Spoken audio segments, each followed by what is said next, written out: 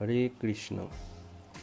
আমরা আজকে মানিকগঞ্জ জেলার হরিরামপুর থানার বলরার শ্রী শ্রী রাধারমণ জিউর মন্দির পরিদর্শন করব। এই মন্দিরটি 1975 সালে নির্মিত। এই মন্দিরটি নির্মাণ করেন বা প্রতিষ্ঠা করেন শ্রী অশোক কুমার গোস্বামী। তিনি এখন আর নেই, তিনি স্বর্গবাসী হয়েছেন।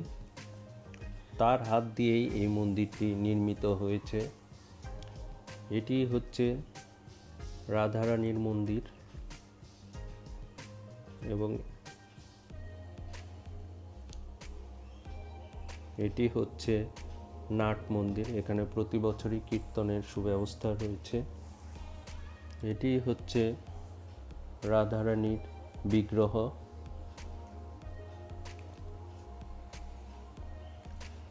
সত্যি অপরূপ বিগ্রহটি, তাই আমরা লোভ সামলাতে না পেরে কিছু ছবি ক্যামেরা বন্দি করে রাখলাম।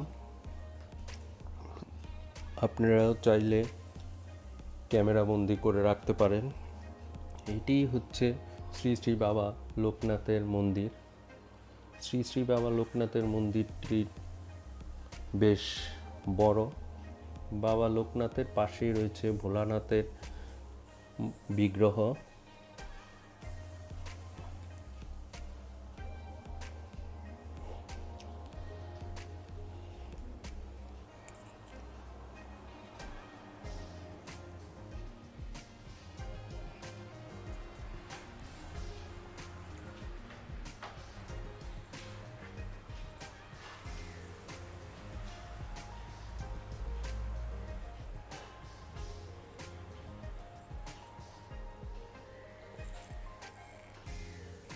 আমরা এখন আপনাদেরকে দেখাবো শ্রী অশোক কুমার গোস্বামী প্রতিষ্ঠাতার বিগ্রহ।